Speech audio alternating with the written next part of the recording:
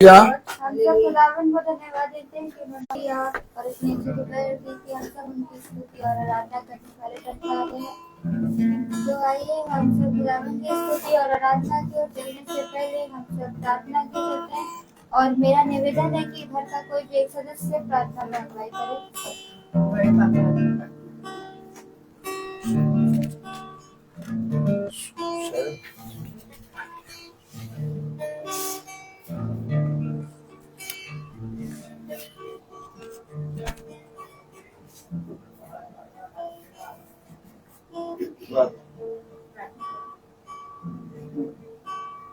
धन्यवाद धन्यवाद धन्यवाद खुदावन, इस समय के लिए हम आपका धन्यवाद देते हैं और प्रार्थना और विनती करते हैं खुदा, जब ये समय मीटिंग हो रही है तो आप यहाँ उपस्थित हो, हम सबके मन और हृदय को शुद्ध और पवित्र कीजिए, जिससे कि हम शुद्धता के साथ आपके वचन को ग्रहण करने वाले हो सके। खुदावन धन्यवाद देती हूँ इस समय के लिए कि खुदा तूने मुझे चुना कि मैं इस समय तेरी आराधना और महिमा करने वाली हो सकी खुदावन, और ये प्रेयर को शुरू करने वाली हो सकी खुदावन, क्योंकि सच में ये जो आशीषें हैं ये बहुतों को नहीं मिलती खुदावन, ये आशीषें खुदा मिली, इसके लिए हम आपका धन्यवाद करते हैं और प्रार्थना और विनती करते हैं जो भी इस समय मीटिंग में आ रहे हैं उन सब पर भी अपनी आशीष और अपना अनुग्रह बनाए रखेगा खुदावन। जब हम मीटिंग में बैठते हैं तो हम अपने हृदयों को और मनों को तेरे सामने लाते हैं खुदावन, जो भी अभी तक हमने जाने अनजाने भूल चूक कारणवश कुछ भी हमने जो भी पाप किए खुदावन, हम सबसे पहले हम उन सब पापों के लिए आपसे क्षमा चाहते हैं कि जब हम मीटिंग में बैठे तो हमारे मन और हृदय शुद्ध हो सके खुदावन। और प्रार्थना करते हैं खुदावन इस समय परिवार के प्रत्येक सदस्य के लिए कि सब पर अपनी आशीष और कृपा बनाए रखिए। विशेषकर प्रार्थना करते हैं खुदावन हमारे परिवार की एक बेटी जो कि आपने अपने पास उसे बुलाया है खुदावन, हम प्रार्थना करते हैं कि वो हम और विश्वास भी करते हैं खुदावन कि वो इस समय आपके साथ है खुदावन। हम उसकी आत्मा के लिए और उससे हम प्रार्थना करते हैं खुदावन, तुझसे हम प्रार्थना करते हैं कि हम भी अपने जीवनों को सुधारने वाले और तेरे पास आने के लिए, तेरे राज्य में तेरे साथ खुशियां मनाने के लिए अपने जो बाकी जीवन है इसको भी तेरी इच्छा अनुसार हम अपने को पवित्र कर सकें, अपनी जीवनों को सुधार सके खुदावन, जिससे कि जब हम बुलाए जाएं तो हम पवित्र रूप से तेरे पास पहुंचने वाले हो सके खुदावन। उस परिवार के लिए प्रार्थना करते हैं कि उस परिवार के प्रत्येक सदस्य के मन और हृदय में अपनी शांति और अपना धैर्य बनाए रख खुदावन। प्रार्थना और विनती आपके पवित्र और मीठे नाम यीशु मसीह के नाम में मांगते हैं, सुनिए और ग्रहण कीजिए, आमीन। आइए हम सब गीत करते हैं जैसा कि खुदावन यीशु मसीह का वचन सबको कहता है कि हम सब एक खुदा के राज्य में प्रवेश करेंगे और उसके संग बादलों में हम सब देखेंगे। तो आइए हम सब खुदावन की स्तुति और आराधना करते हैं।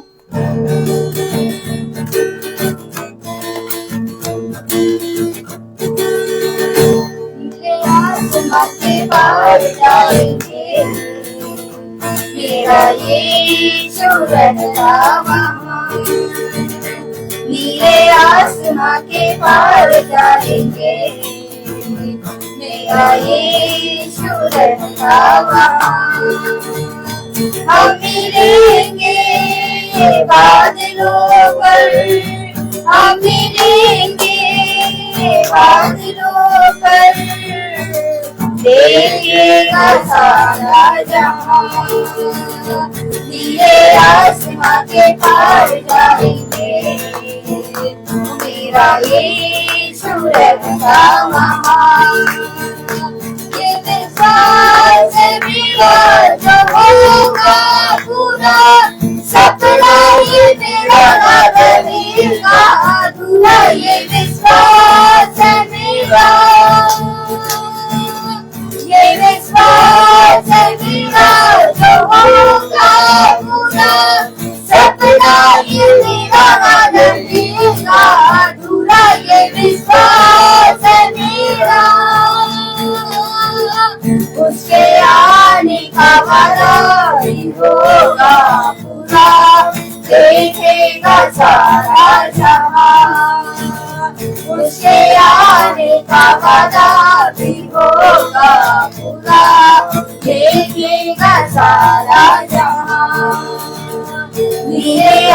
आसमां के पार जाएंगे, मेरा यीशु रहता वहाँ। नीचे आसमां के पार जाएंगे, मेरा यीशु रहता वहाँ। उसका कोई भी वादा ना होगा अधूरा, हर एक वादा उसका होता है पूरा। उसका कोई भी वादा, उसका कोई भी वादा ना होगा अधूरा, हर एक वादा उसका होता है पूरा। उसका कोई भी वादा, उसके आने का वादा भी होगा पूरा, देखेगा सारा जहां।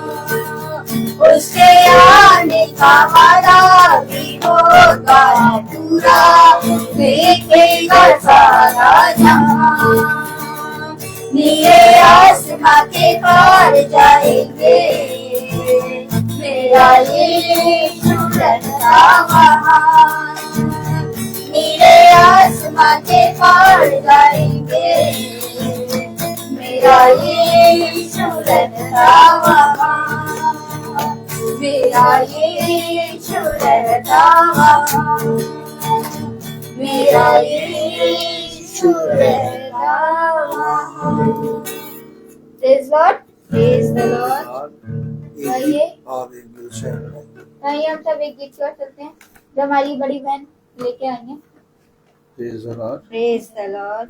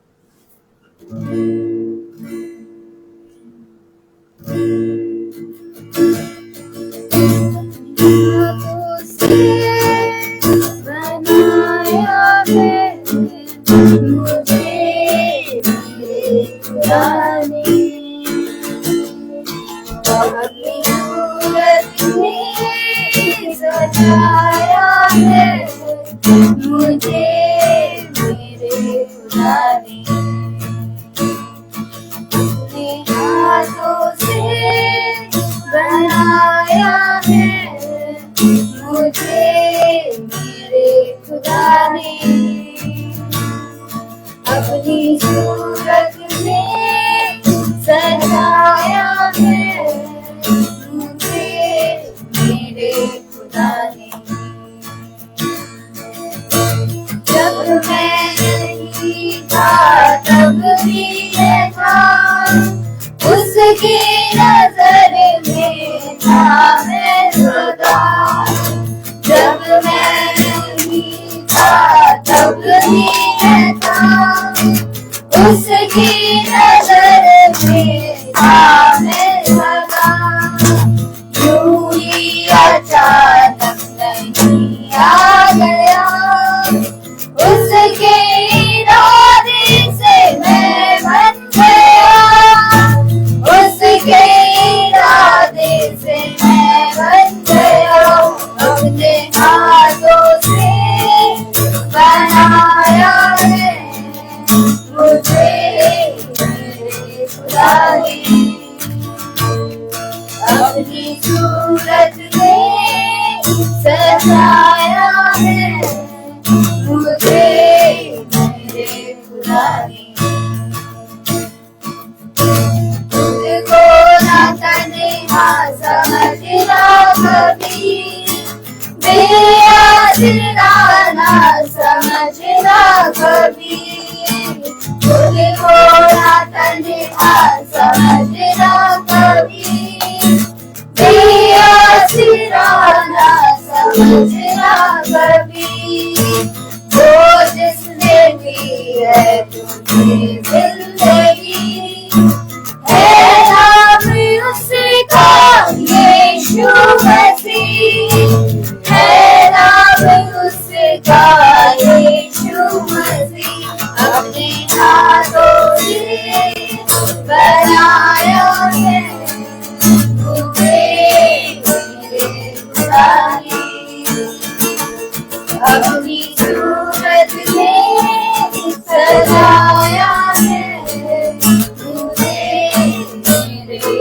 खुदानी, मेरे खुदानी,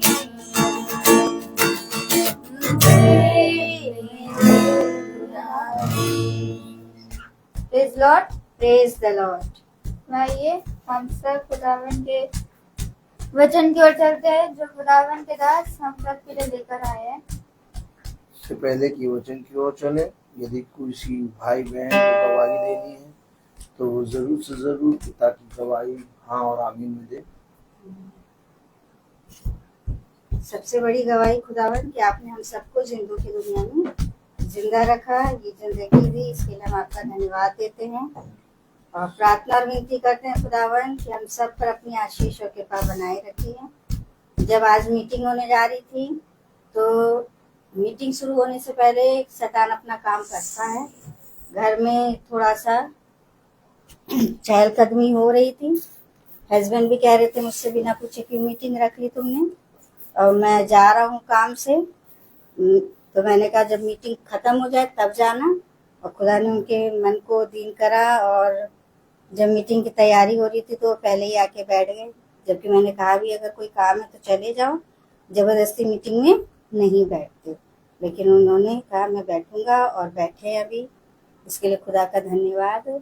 मन विचलित जरूर होता है लेकिन खुदा हमारे मनों को क्या करता है, शांति प्रदान करता है। Praise the Lord.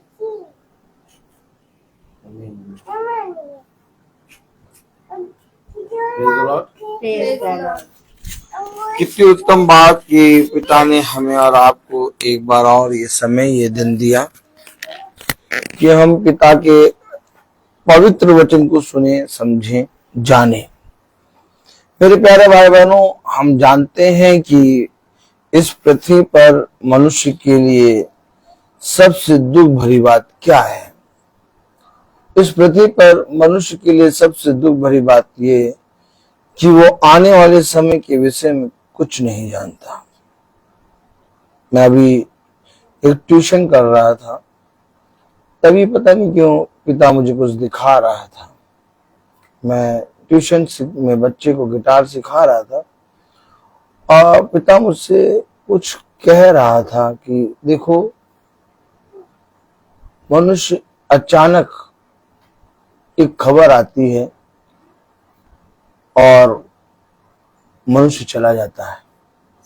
वो मनुष्य जो आज तक हमारे साथ था, वो मनुष्य जो हमारे साथ रहता, हमारे साथ बातें करता, एक सडनली अचानक एक खबर आती है और मनुष्य चला जाता है। इसीलिए ये बातें मुझे कब खुदा दिखा रहा, जब मैं ट्यूशन कर रहा था गिटार का। रिजल्ट आज यहाँ आ जाइए भैया। रिजल्ट तो बहुत ध्यान से सुने वचन, आओ आओ ना करें। रिजल्ट तो ध्यान से सुने वचन। मेरे को पिता ट्यूशन में ये बातें दिखा रहा था, कह रहा कितनी उत्तम बात है कि लोग मेरे वचन में बने रहें, ताकि वो बातें, वो विपत्ति, वो घटी जो उन पर अचानक आ जाएगी, उसके लिए वे तैयार रहें। आज सितंबर है, जैसा हमने देखा अगस्त का महीना कंप्लीट हो गया और आज 1 सितंबर है। खुदा ने बीते अगस्त के महीने में हमें बहुत अच्छे से चराया, हरी हरी चराई चराई। हमारा यहोवा हमारा चरवाहा है और पूरे महीने हमने प्रार्थना को हर एक भाई बहन के घरों में जा जाके करा, और अगस्त का महीना कैसे पार हो गया हमें नहीं मालूम, और आज सितंबर आ गया और 1 सितंबर में हमारे भाई रोजवेल मैसी, बहन कविता मैसी की यहाँ प्रार्थना हो रही है। तो मेरे प्यारे भाई बहनों, एक और नया मंथ, एक और नया महीना हमें पिता ने यूं ही दिया है, और अगर पिता की इच्छा होगी तो हम इस पूरे महीने पिता का जोर शोर से प्रचार करेंगे और बहुत सी आत्माओं को खुदा की आत्मा में जीतेंगे। हम कल अपने भाई के यहाँ गए और वहां पर मैं अपने भाइयों के साथ गया था क्योंकि हमारी भाभी पूजा भाभी की डेथ हो गई है। और ये वही भाभी हैं जो जिनका ब्रेन का ऑपरेशन हुआ था पीजीआई में, उनकी डेथ हो गई है और कल हुई थी डेथ। और आज 12 बजे हम इसलिए मीटिंग कर रहे हैं, 12 से पहले स्टार्ट करी है क्योंकि अभी हम लोग को 2-2:30 बजे तक उनके घर जाना है भाभी के, और वहीं से फिर हम लोग फ्यूनरल में जाएंगे। और वहां से कितना समय हो जाए हमें नहीं मालूम, इसलिए हम पिता के वचन की बातों को, पिता का वचन, पिता की मीटिंग पहले कर रहे हैं। तो हम रात में वहां गए थे, मेरे ख्याल से कितने बजे, 9 बजे, 9:30 पे गए थे। 9:30 पे हम लोग वहां अपने भाई के यहाँ पहुंचे और हम लोग वहां बैठ गए। और जैसे ही हम पहुंचे तो हमारी चाची ने कहा कि बेटा प्रार्थना कर दो। तो मैंने कहा चाची से कि चाची अभी मुझे कोई अगुवाई नहीं आ रही, मैं प्रार्थना अभी रुक के करूंगा, अभी जैसा पिता कहेगा वैसे करूंगा। फिर मैं बैठ गया सोफे पे और 10 मिनट के बाद ही मुझे बड़ी मामा ने बुलाया और कहा बेटा प्रार्थना करो। और खुदा की दया से वहां पर खुदा का वचन 10 बजे से पहले स्टार्ट हो गया था, मेरे ख्याल से 10 बजे तक स्टार्ट हुआ और 11:30 बजे तक हम लोगों ने पिता का मन्ना खाया। और वहां जितने भाई बहन हम लोग सब बैठे थे, सब बहुत, हर एक जना निराश था और हर एक जना रो रहा था और हर जना दुख में था, लेकिन पिता ने हमें उस दुख से निकलने की सामर्थ्य दी, शांति दी। और मैंने देखा कि मीटिंग के बाद हर एक जने के अंदर एक नया बल आया।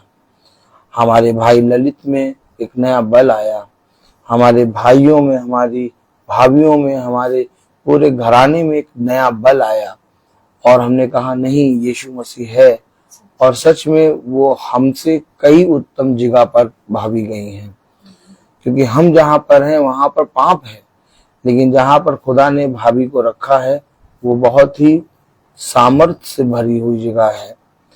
और मेरे प्यारे भाई बहनों, सच में हम जानते हैं कि खुदा के बलवंत दाहिने हाथ के पास सबसे उत्तम स्थान है और हम सब भी एक ना एक दिन वहीं पर जाने के लिए अपने आप को इस पृथ्वी पर तैयार कर रहे हैं पिता के वचन से। और पिता का वचन हमें तैयारी करने में सामर्थ्य दे रहा है। तो मैं आपको बताना चाहता हूं कि वहां पिता का काम बहुत आयत से हुआ और पिता ने अपने वचन के द्वारा बहुत तायत से पूरे घर के सदस्यों को, घराने को शांति दी। और हर एक जने ने अपने मन में मान लिया कि हाँ, वो इस जगह से कई उत्तम जगह पर गई हैं। आमीन। तो मेरे प्यारे भाई बहनों, क्योंकि वो जगह खुदा की है और खुदा ने कहा जहां मैं रहता हूं वहां तुम रहोगे। आमीन। तो मेरे प्यारे भाई बहनों, किस रीति से खुदा अपने कामों को कराता है। मैं वहां तैयारी के साथ या तो किसी भी चीज से नहीं गया था, लेकिन मैं हमेशा तैयार रहता हूं और खुदा मुझे हमेशा तैयार रखता है। आमीन। तो खुदा का काम, खुदा ने कहा तुम जहां जहां जाओगे, फिर से एक बार सुनो, खुदा ने कहा तुम जहां जहां जाओगे वहां वहां तुम मेरे वचन का बखान करोगे। और खुदा अपने सेवकों से, अपने दासों से सेवा को कैसे कराई जाएगा, काम को कैसे कराया जाएगा, बाखूबी कराना जानता है। खुदा ने पौलुस से कहा देख मैं तुझे वहां भेजूंगा और तू वहां जाना, और जब तू वहां जाएगा तो मैं तुझे वहां पर सारे काम, सारी बातों को बता दूंगा कि तुझे कैसे उन कामों को करना है। आमीन। तो धन्यवाद दीजिए कि पिता ने हमें बहुत आयत से वचन में बढ़ाया और वचन से स्थिर किया, और हमारे भाई के घर में भी पवित्र वचन बहुत आयत से आया। तो मेरे प्यारे भाई बहनों, वचन हमें जब सुनने को मिलता है और जब हम अपने जीवन में वचन को सुनने के लिए बैठते हैं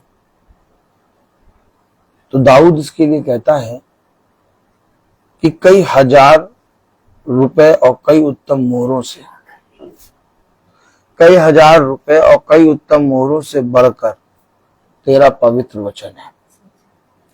वचन को समझें। हमने पैसे को और अपने जीवन की समय को, अपने जीवन के कामों को मूल्यवान जाना, लेकिन एक समय होता है जब समय खत्म हो जाता है। तो इससे पहले कि समय खत्म हो तुम उस समय को पहचान लो। और जब हम वचन को सुनने के लिए बैठते या सुनते हैं तो वचन के द्वारा खुदा हमसे बात करता है, और जो कुछ खुदा हमसे बात करता है उस पर कान लगाएं। और अगर हम में से हर एक भाई बहन जो वचन से सुनता है कान लगाएगा तो मैं विश्वास के साथ कहता हूं उसका उद्धार हो जाएगा। बस केवल कान लगाना है और उसे सुनना है, और विश्वास करना और ग्रहण करने की सामर्थ्य खुदा तुम्हें दे देगा। उसने कहा मेरी सुनने के कारण, क्या कहा? मेरे पीछे बोले, मेरे सुनने के कारण ये सारी आशीषें तुम पर आएंगी। सारी आशीषें तुम पर आएंगी। मैं कोई पवित्र या कोई बहुत धर्मी मनुष्य नहीं था और ना हूं, लेकिन मैंने भी वचन को सुना और वचन ने मुझसे बात करी, और आज मैं अपने जीवन का मूल आधार वचन को मानता हूं। आप कहीं पर भी कह देंगे, कहीं पर भी जाने के लिए कह देंगे, कहीं पर भी सुनने के लिए कह देंगे, मैं वचन सुनाने के लिए सदा तत्पर हूं। मैं अपने किसी भी काम को आगे नहीं रखूंगा, अपने कामों को भी मैं पीछे करके आपके पास वचन बताने के लिए आ जाऊंगा। तो आइए हम सब वचन को आदर और महिमा देने के लिए अपने स्थानों पे खड़े हों और हम निकालेंगे प्रेज़ द लॉर्ड, हालेलुया। जैसा हम पढ़ रहे हैं यशाया, हम निकालेंगे यशाया उसका 6वां अध्याय। Hallelujah, hallelujah, hallelujah. यशाया उसका 6वां अध्याय और उसकी 8वीं आयत में लिखा, तब मैंने प्रभु का यह वचन सुना, मैं किसको भेजूं और हमारी ओर से कौन जाएगा? तब मैंने कहा मैं यहाँ हूँ, मुझे भेज। खुदावन का वचन जो कि पवित्र है, इस पवित्र वचन को खुदा हम निकम्मों को समझने और उस पर चलने की सामर्थ प्रदान करे। आमीन। आमीन। हम सब अपने स्थानों पर बैठ जाएं। हालेलुया। आपने देखा वचन में क्या कहा गया? Praise the Lord. Praise the Lord. हम कितने दिनों से सुन रहे, बच्चे को छोड़ दो, पापा बच्चे को छोड़ दो, खड़े हैं। वचन में कहा गया, यशाया उसका 6वां अध्याय और उसकी 8वीं आयत, तब मैंने प्रभु का यह वचन सुना। वचन जब आप सुनने बैठेंगे तो वचन आपको एक आज्ञा देगा। आप फिर समझे, मीटिंग में कुछ डिसाइड होता है। क्यों भाई, डेनियल भाई, मीटिंग में क्या होता है? और जिस मीटिंग में कुछ डिसाइड ना हो वो मीटिंग क्या होती है? बेकार रहती है। ताली बजाएंगे नहीं? आनंद आ रहा है कि नहीं आ रहा? तो मीटिंग का मतलब होता है कि किसी बात पर डिसीजन लेना या कुछ डिसाइड करना, या कोई आज्ञा जो आई है उस आज्ञा को सुनना, मीटिंग का मतलब होता है। Praise the Lord, praise the Lord, hallelujah. Hallelujah. तो मीटिंग का मतलब होता है डिसीजन, डिसाइड करना और कोई डिसीजन लेकर उस पे काम करना। अब जब हम मीटिंग में बैठते हैं तो जो वचन हम सुनते हैं उसमें एक आज्ञा आती है, अर्थात उस सारे वचन का एक सारांश आता है, निचोड़ आता है।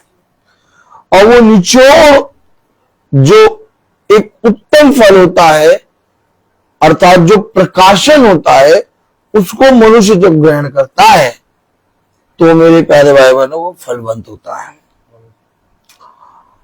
अर्थात कलाम में लिखा, वचन में लिखा, यशायाह 6:8 में, तब मैंने प्रभु का यह वचन सुना, मैं किसको भेजूं। अर्थात जब नबी ने प्रभु के वचन को सुना तो नबी को पिता ने एक आज्ञा दी, एक वचन दिया और उससे कुछ वार्तालाप करी, और वार्तालाप हुई कि मैं किसको भेजूं।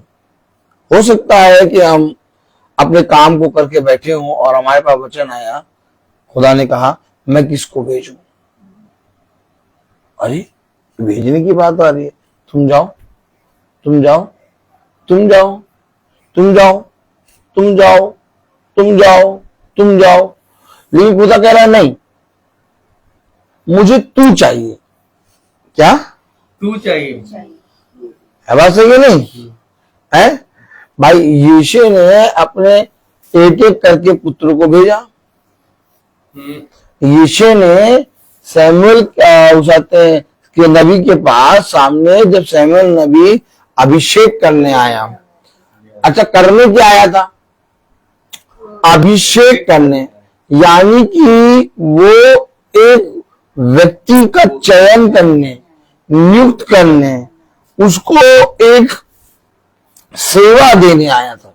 आप देखा, यानी कि सैमुअल के अभिषेक के बाद जो खुदा के द्वारा दाऊद का होना था, उसके बाद दाऊद के जीवन में एक बहुत बड़ी सेवा आ गई। अभी तक वो क्या था? चरवाहा। ताली बजाएंगे? भेड़ चरा रहा, बकरी चरा, चरवाहा। अभी तक क्या, यहाँ गए वहां पैसा कमा रहे, वहां गए वहां पैसा कमा रहे, वो कर रहे, उसको मार रहे, उसको पीट रहे, ये कर रहे, गाली दे रहे, गंदा देख रहे, अच्छा देख रहे, बुरा बोल रहे, जो मन में आया वो कर रहे। लेकिन जब सैमुअल नबी आया तो दाऊद ने एक एक को भेजा। अब जब मीटिंग होती है तो मीटिंग में बहुत तेरे लोग बैठते हैं, है ना भाई? बात सही है कि नहीं भैया? मीटिंग में कितने लोग बैठते हैं भैया? कुछ गौर किया जाए, फरमाया जाए, मीटिंग में कितने लोग बैठते? देखिए भैया आज गर्दन हिला रहे हैं, आप मुझ में नहीं है। मीटिंग में कितने लोग बैठते हैं? बहुत लोग बैठते हैं कि नहीं?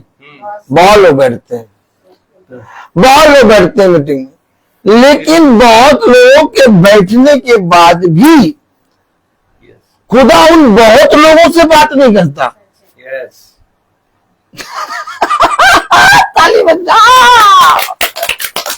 बहुत लोग बैठे, कोई नहा के बैठा, कोई धो के बैठा, कोई सोच के बैठा, कोई ठान के बैठा, कोई जाने को बैठा, कोई आने को बैठा, कोई खाने को बैठा, कोई लेटने को बैठा, कोई पीने को बैठा, कोई खाने को बैठा, सब बैठे। है बात सही नहीं? लेकिन पिता ने जो वचन दिया उन सब से किसी चीज से मतलब नहीं। पिता एक से कहेगा। यीशु ने अपने पुत्रों को एक एक करके सैमुअल नबी के सामने भेजा, इसका कर दो अभिषेक, इसका कर दो अभिषेक। अरे क्या वहां पर पूछाते हैं यीशु के पुत्र नहीं थे? ढेर सारे पुत्र थे, लंबे चौड़े, सुंदर, राजा के योग्य। लेकिन पिता ने कहा सैमुअल से कि सैमुअल, बोले सैमुअल, बोले देख। खुदा का देखना मनुष्य का देखना जैसा नहीं है। Oh my God. तो यानी जब मीटिंग आप करते हैं, जब मीटिंग शुरू होती है तो बहुत तेरे लोग बैठते हैं। लोग कहते हैं भैया 500 लोग आए थे, लोग कहते हैं भैया 1000 लोग आए थे, लोग कहते 100 लोग आए थे, लोग कहते 50 लोग आए थे, लोग कहते 20 लोग बैठे थे, लोग कहते 10 लोग बैठे थे, लोग कहते 5 लोग बैठे थे, लोग कहते 3 लोग बैठे थे। मीटिंग में गिनती से कोई मतलब नहीं है। मीटिंग में बैठते बहुत लोग हैं, लेकिन पिता का वचन एक से बात करता है, और जिससे बात करता है उसको एक आज्ञा देता है। Yes, amen. आपने वचन को समझा? नहीं समझा? अच्छा भैया, जिससे बात करता है उसको आज्ञा क्या देता है? आपको मालूम है क्या आज्ञा दिया उसने? एक आयत पढ़े, प्रेज़ द लॉर्ड। यहेजकेल 18, देखिए आगे क्या दिया।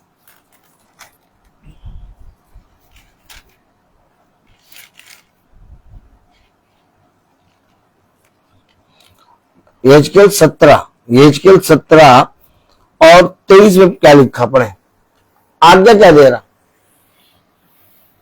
अर्थात इज़राइल के ऊंचे पर्वत पर लगाऊंगा। ये लीजिए, क्या इज़राइल के ऊंचे पर्वत पर लगाऊंगा। अरे हम तो वचन सुनने बैठे, हम तो सोचे मीटिंग होगी, हम तो सोचते हैं भैया स्तुति में हमारे गीत होंगे, गिटार बजेगा, गाना बजेगा, गाना बजा, गवाही बजेगी, कोई और मीटिंग हो रही है, मीटिंग खत्म हो गया, अपना काम करने चले जाएंगे। लेकिन पिता कह रहा इज़राइल के ऊंचे पर्वत पर लगाऊंगा। क्या पौलुस क्या कर रहा था? जा रहा पकड़ने, लाओ मुझे और सिपाही दो, लाओ मैं दमिश्क की राह पे जाऊंगा, लाओ मुझे घोड़े दो, लाओ मुझे ऑर्डर दो, लाओ मेरे पास एक पत्र दो, मैं वहां के सेनापति को दूंगा, मैं वहां जाके यीशु मसीह के नाम लेने वालों को पकड़ूंगा। देखा, इसी तरीके से हम भी जा रहे हैं, हम ये करने जा रहे हैं, वो करने जा रहे हैं, करने जा रहे हैं। लेकिन पिता ने पौलुस से बात करी। Yes. ठीक इसी तरीके से पिता ने कहा, जब तुम मेरी सभा में बैठते हो तो मैं तुम्हें एक आज्ञा देता हूँ। कलाम में लिखा, वचन में लिखा, अर्थात इज़राइल के ऊंचे पर्वत पर लगाऊंगा, तब वह डालियां, कौन सी डालियां? कह रहा, तब वह डालियां फोड़कर बलवंत और उत्तम देवदार बन जाएगा। यानी कि तुम्हें मैं एक ऐसा पेड़ बना दूंगा। ओ क्या?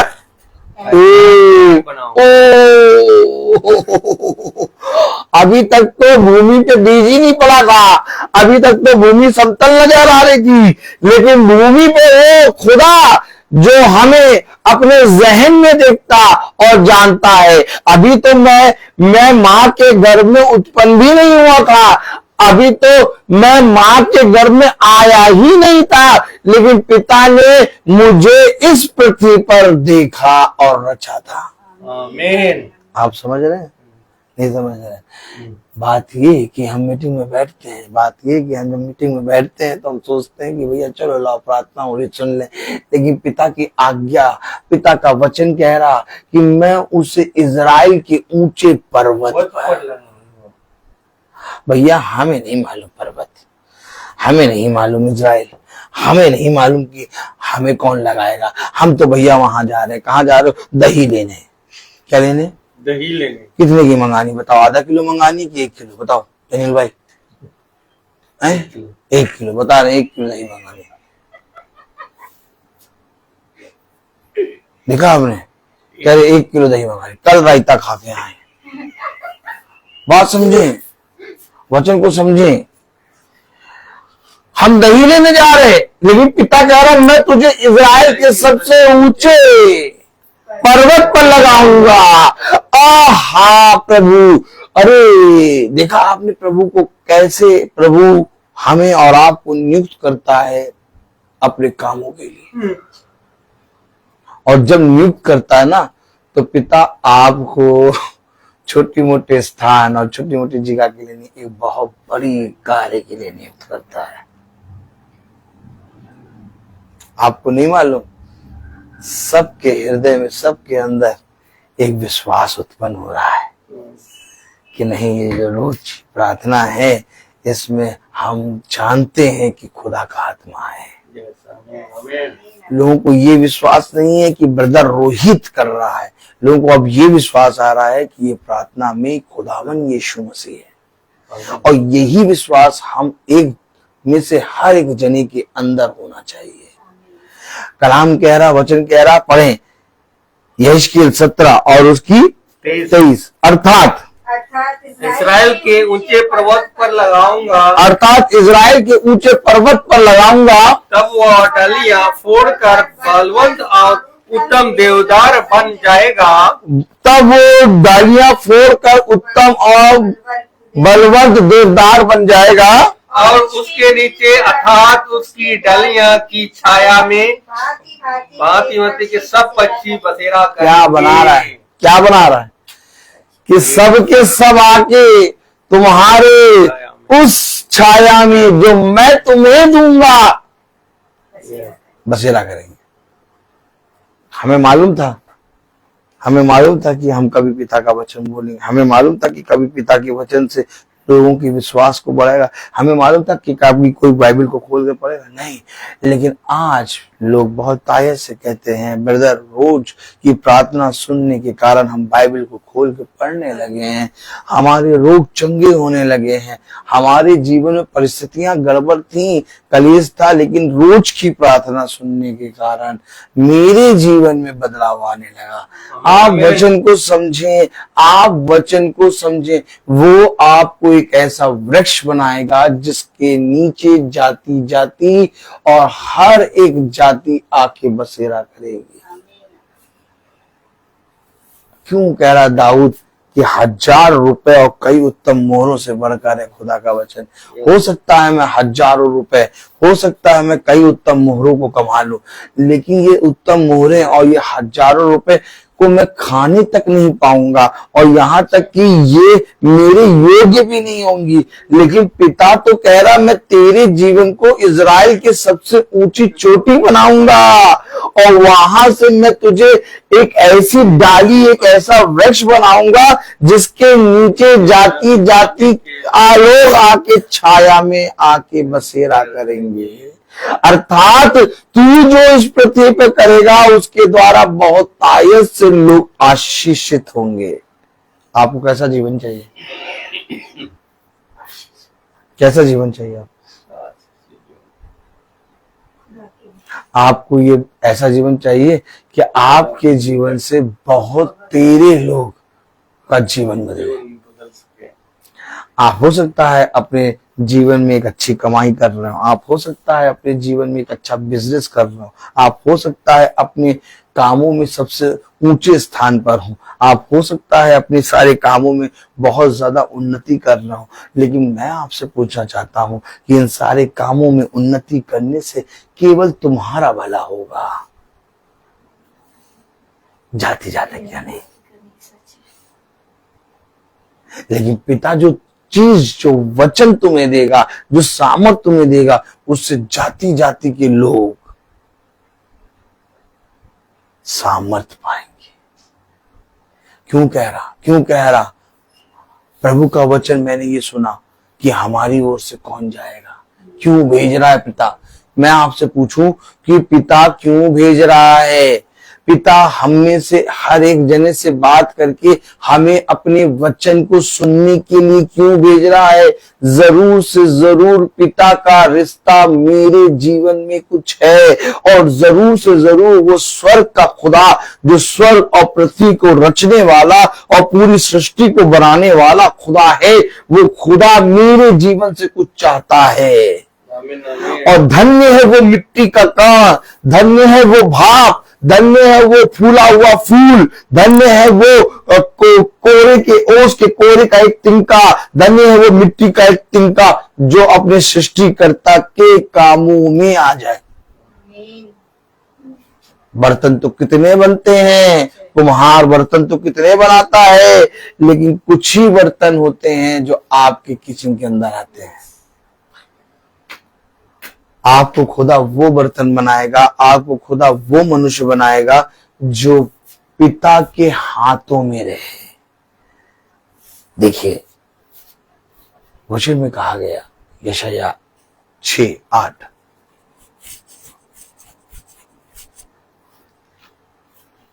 यशायाह 6:8 में क्या कहा गया? तब मैंने प्रभु का यह वचन सुना, तब मैंने प्रभु का ये वचन सुना, मैं किसको भेजूं? मैं किसको भेजूं? और हमारी ओर से कौन जाएगा? कोई नहीं है जाने के लिए, सब अपने कामों में जा रहे हैं। किसी को कहीं जाना है, किसी को कहीं जाना है, मुझे वहां जाना है, मुझे वहां जाना है।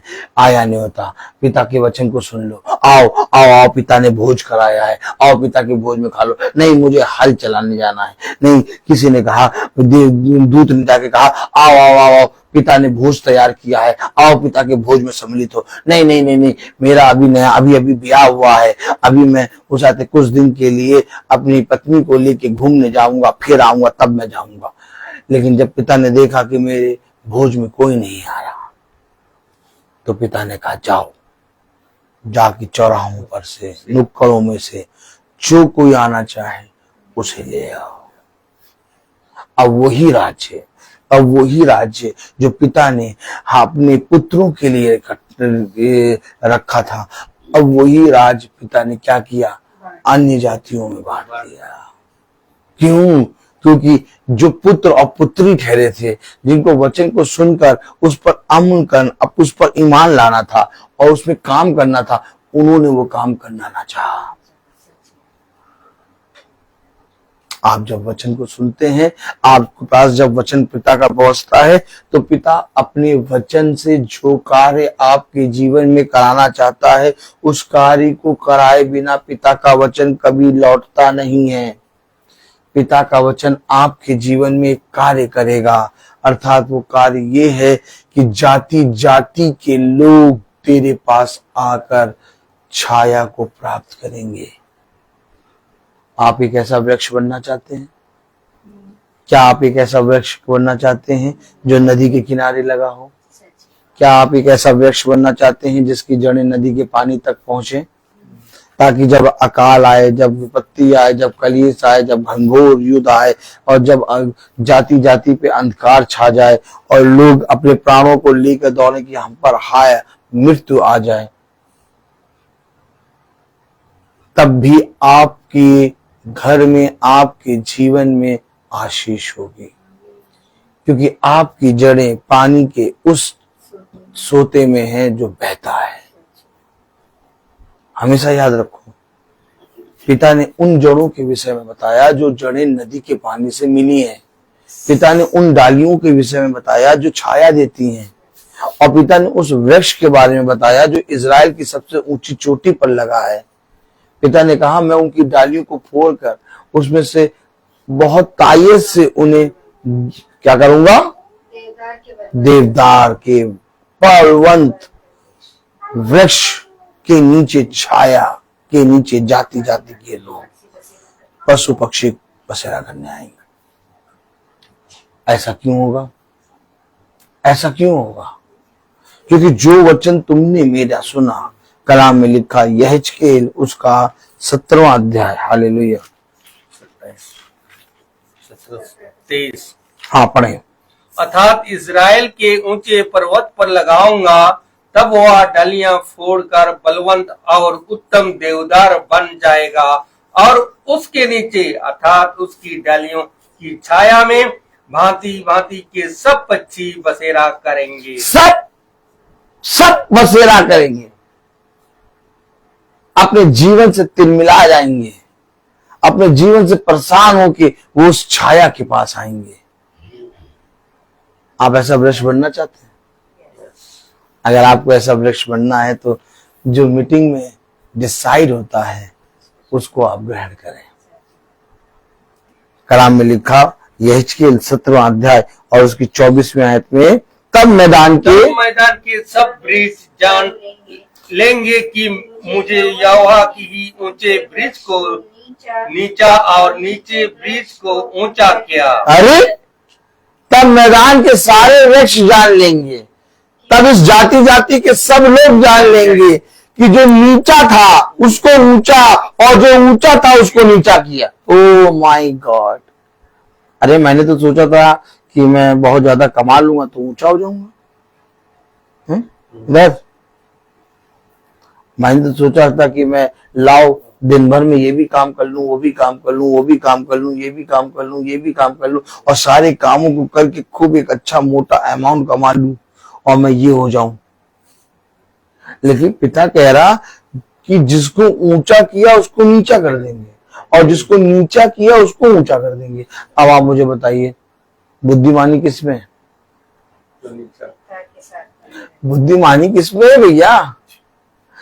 अब आप और हम मिल के एड़ी चोटी का जोड़ लगाए हैं, रात दिन परिश्रम कर रहे हैं, रात दिन अपने कामों में लगे पड़े हैं कि किसी ना किसी तरीके से हम और आ जाएं, और बढ़ जाए और बढ़ जाए, बहुत ऊंचा बहुत अच्छा जीवन, बहुत आलीशान जीवन जीने के लिए मेहनत कर रहे हैं। लेकिन मुझे बताइए आप, पिता ने कहा जो ऊंचा है, क्या लिखा? नीचा किए। अरे इधर राजा को तौला गया तराजू में, ताली बजेगी। किसको तौला? राजा को। जब राजा को तराजू में तौला तो कमाया। ये तराजू कौन सा है? और जब तराजू में विधवा का दान तौला तो ज्यादा आया। वो ताली यही है। जरा मजा आती है कि नहीं? कितनी? बहुत। ये देखिए, ये देखिए चेहरा देखिए। अब ऐसे ऐसे चेहरे वचन को सुनकर आनंदित जो होते हैं, हजारों रुपए करोड़ों रुपए मिलने के बाद भी आप ऐसा चेहरा नहीं देख पाए। मैं जानता हूं ना कि मुझे पिता रोज क्या दिखाता है। खुदा के पास एक ऐसा तराजू है जिसमें खुदा ने राजा को तौला तो कम आया, अर्थात लिखा है हल्का पाया गया। लेकिन जिस तराजू में विधवा के दान को तौला, कह रहा सबसे ज्यादा आया भाई, सबसे ज्यादा। मैं आपको बता तो रहा हूं कि जो आप वचन सुन रहे हैं, जो मीटिंग सुन रहे हैं, ये मीटिंग आपको ऊंचा और नीचा करेगी। हमारे हाथों का काम ऊंचा नीचा नहीं करेगा। हम सोचते हैं कि हम अपने हाथों से खूब ढेर सारे काम करें। इसका मतलब ये नहीं कि काम करना बंद कर दो, इसका मतलब ये नहीं कि आलसी बन जाओ। काम करो, लेकिन अपने सृष्टिकर्ता के बलवंत दाहिने हाथ को देखो। हम क्या करते हैं? काम करते करते अपने हाथों को देखते हैं। आज हमने क्या किया, आज हमने ये किया, आज हमने ये किया, अरे नहीं हम 4 काम और कर सकते थे। काम करते करते सृष्टिकर्ता के बलवंत दाहिने हाथ को देखो। देखो पतरस यूहन्ना जन्म के लंगड़े को काम कर रहे हैं, उसके जीवन में एक बहुत बड़ा काम होने जा रहा है। अर्थात आज जन्म का लंगड़ा हिरण की नाई उछलेगा और मंदिर में जाएगा। अच्छा, ये बात जन्म के लंगड़े को नहीं मालूम, और ये बात पतरस और यूहन्ना भी नहीं जानते कि आज होगा क्या। लेकिन पतरस और यूहन्ना अपने हाथों के काम पे विश्वास नहीं करते हैं।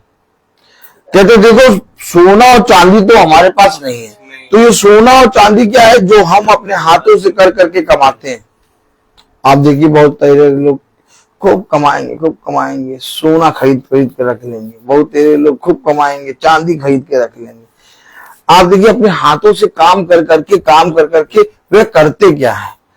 तो पिता का वचन क्या कह रहा? सोना और चांदी तो हमारे पास नहीं, अर्थात उसने अपने हाथों के कामों को मना करा। उसने कहा हाँ, परंतु जो कुछ हमारे पास है, तो किसने दिया तुम्हारे पास? एक दाहिना हाथ है। ओह माय गॉड, आपने देखा दाहिना हाथ है। परंतु जो कुछ मेरे पास है, तो तुम्हारे पास कब आता है? जब तुम काम करते हो तो तुम्हारे पास पैसा आता है, जब तुम काम करते हो तो तुम्हारे पास रोटी आती है, जब काम तुम करते हो तो तुम्हारे पास खाना आता है, जब तुम काम करते हो तो तुम्हारा पेट भरता है। यही तो मनुष्य का काम है। लेकिन पतरस और यूहन्ना ने कहा हमारे पास सोना चांदी नहीं है, परंतु जो कुछ है, अर्थात जो कुछ है, यानी कि मैं अपने पिता के बलवंत दाहिने हाथ की ओर दृष्टि करता हूं। दास के पास सब कुछ हो, लेकिन एक दास हमेशा अपने स्वामी के हाथों को देखता है। हमेशा याद रखो, थोड़ी देर के लिए रुक जाओ, क्योंकि एक ऐसा वृक्ष बनाने जा रहा है वो हमें, जिसके पास जाति जाति के लोग आएंगे और उसकी छाया में आएंगे। जाति जाति के लोग आकर बसेरा करेंगे। ऐसा वृक्ष आप कभी नहीं बन सकते। ऐसा वृक्ष आप तभी बनेंगे जब आप अपने पिता के कामों का बखान करेंगे। बुद्धिमान की नाई बनो। कलाम में लिखा, वचन में लिखा, यहेजकेल 17वां अध्याय प्रेज़ द लॉर्ड और उसकी 24वीं आयत में क्या लिखा? तब मैदान के सब वृक्ष जान लेंगे। अच्छा, सब जान लेंगे। अब मीटिंग हम लोग कर रहे हैं, कितने सालों से कर रहे हैं, लेकिन आज सब जान गए। क्या? सब जान। आपने देखा? आपने देखा? मैं जैसे ही कल जाके बैठा, एक बहन आई मेरे पास और कहने लगी, ब्रदर हम रोज आपका वचन सुनते हैं, देखते हैं। मुझे तो मालूम।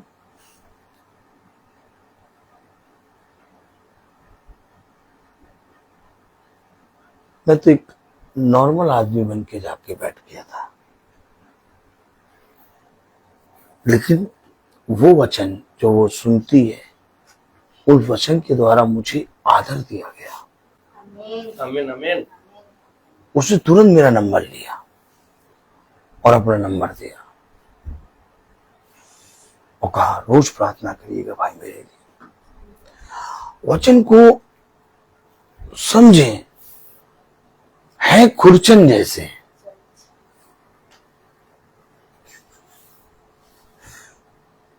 परंतु अच्छे से अच्छे खाना हमें फेल हो जाता है।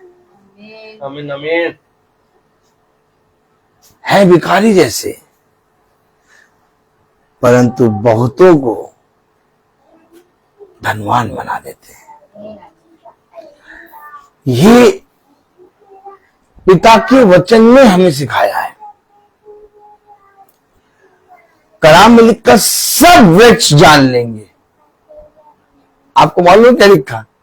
सब वृक्ष, सूखे वृक्ष, टेढ़े वृक्ष, हरे वृक्ष, कटीले कांटे वाले वृक्ष। अरे क्या वचन आता नहीं, एकदम मतलब मैं आपको सच बताऊं, हकीकत है, सच्चा वचन है। अगर आप वचन में रोज चलेंगे, आपको एक एक चीज सच्चाई दिखाई जाएगी। फिर आप इस सच्चाई को देखने के बाद इस झूठी दुनिया में फिर दोबारा नहीं जाएंगे। अब मैं समझ गया कि पतरस, यूहन्ना, पौलुस, स्तेफनोस, प्रभु के ये भविष्यवक्ता क्यों उस झूठी दुनिया में नहीं गए। उन्होंने कहा यार झूठी दुनिया में रहेंगे तो कितने दिन रहेंगे, जाना हमें इसी में बने बने जाएंगे। देखो, जिस दिन आप वचन को समझ जाएंगे, आप बहुत आयत से बढ़ जाएंगे। कलाम में लिखा 24वीं आयत में, यहेजकेल उसका 17वां अध्याय और उसकी 24वीं आयत में लिखा, तब मैदान के सब वृक्ष जान लेंगे।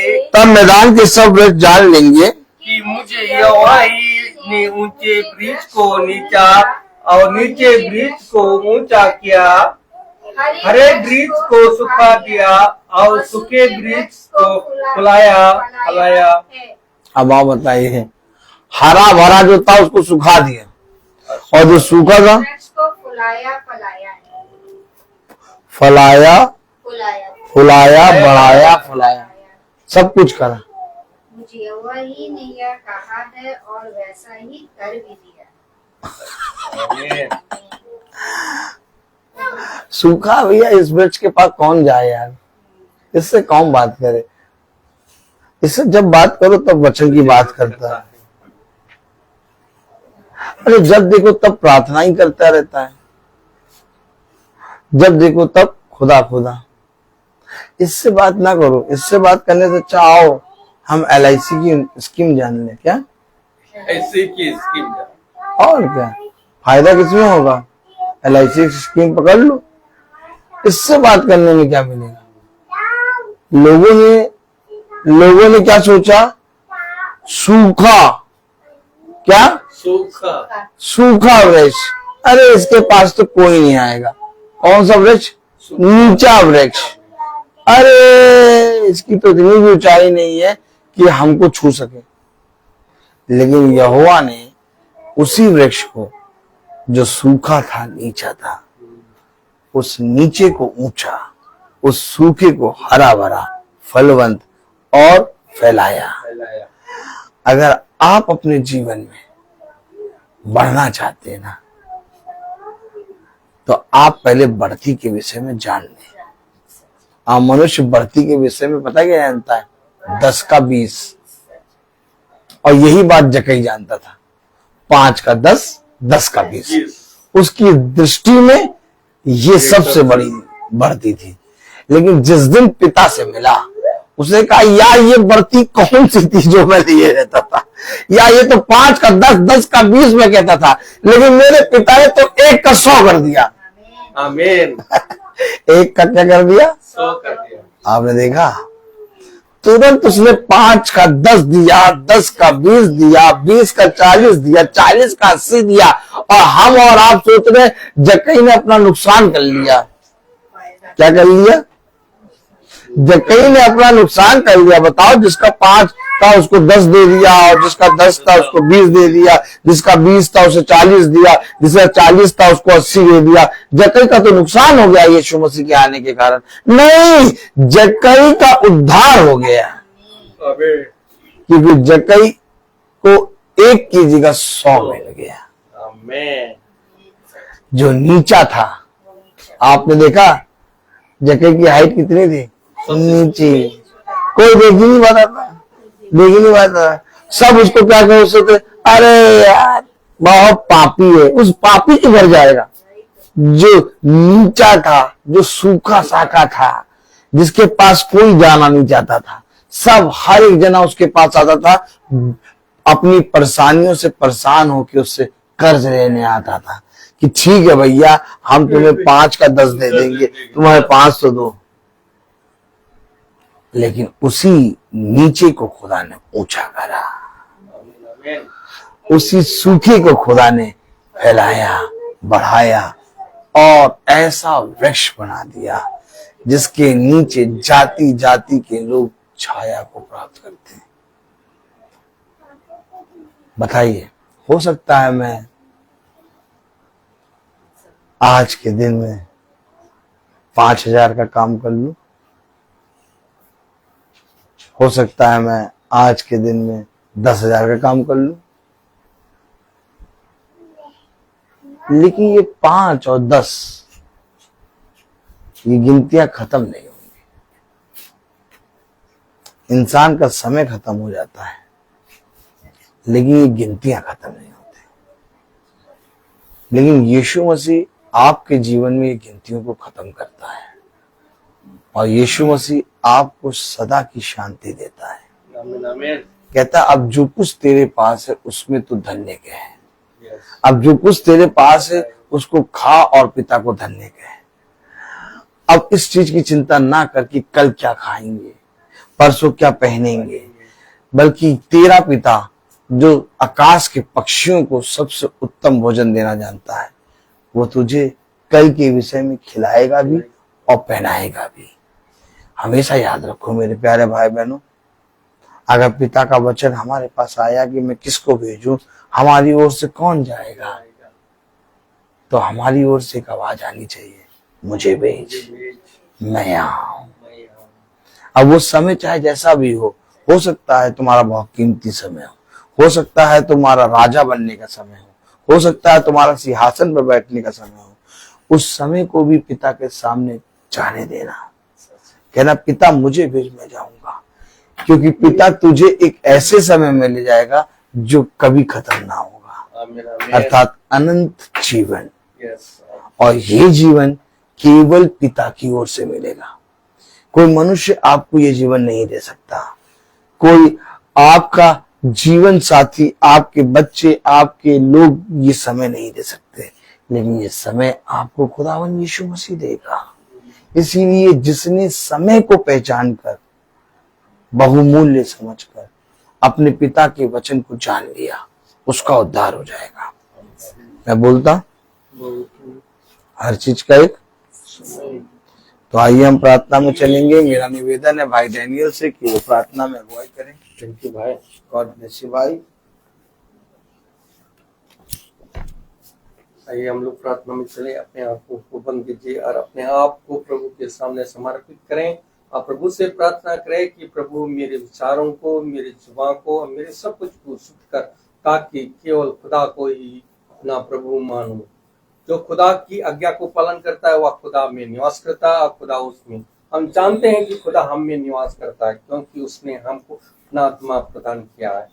जो शिक्षा आप लोगों ने अब्राहम से सुनी, यदि वह आपने बने रहेगी तो आप भी पुत्र तथा पिता में बने रहोगे। प्रभु यीशु मसीह ने हमें यह प्रतिज्ञा दी, वह है अनंत जीवन।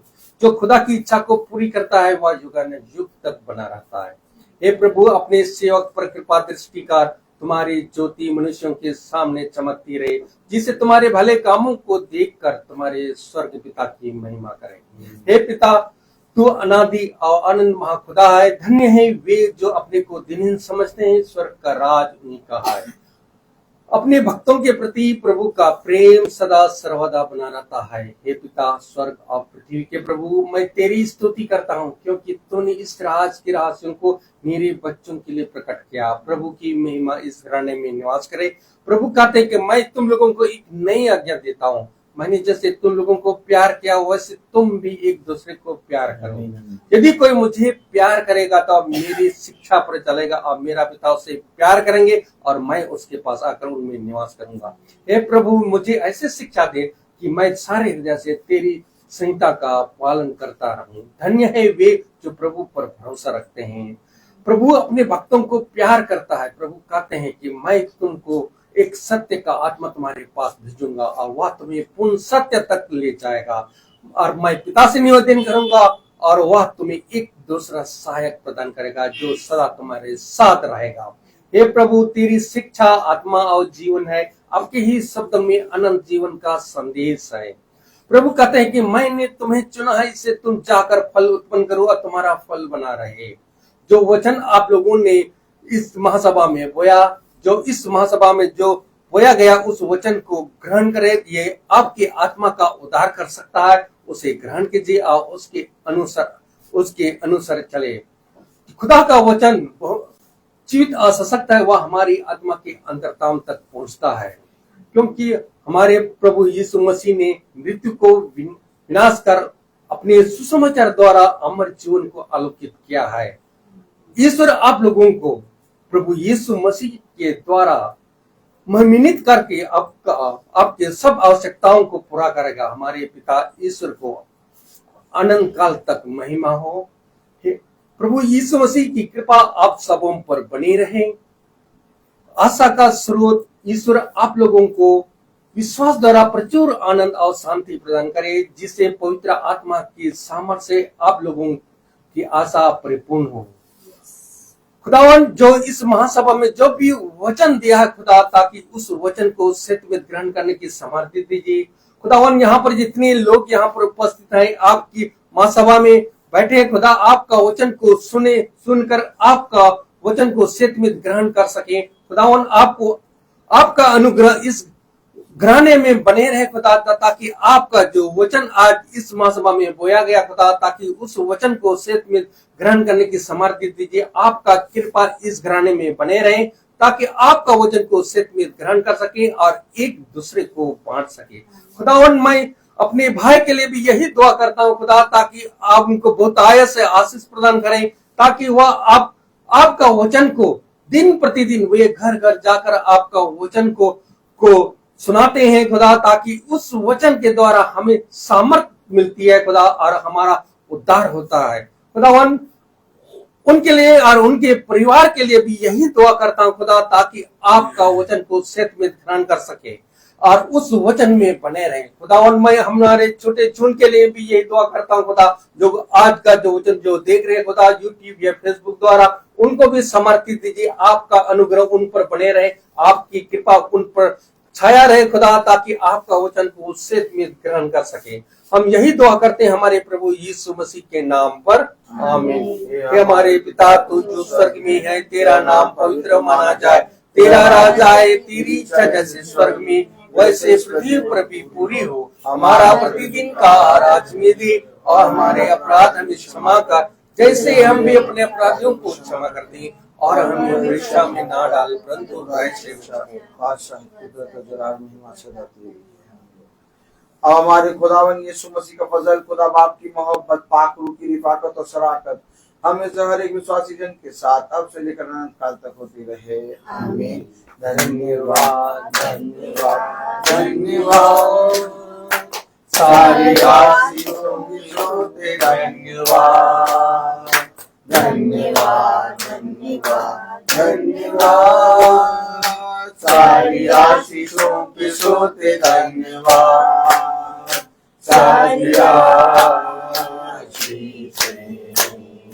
आदि ऊपर से हालेलुया। धन्यवाद धन्यवाद धन्यवाद, सारी आशीषों के सोते धन्यवाद।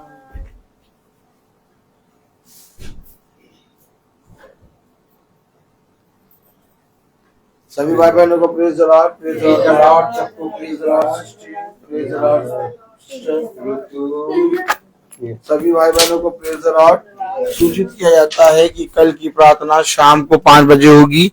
आज शाम वाली 5 बजे वाली प्रार्थना अभी बहन कविता भाई रोजबेल मैसी के यहाँ हो गई है और कल शाम की प्रार्थना 5 बजे हमारे घर में होगी।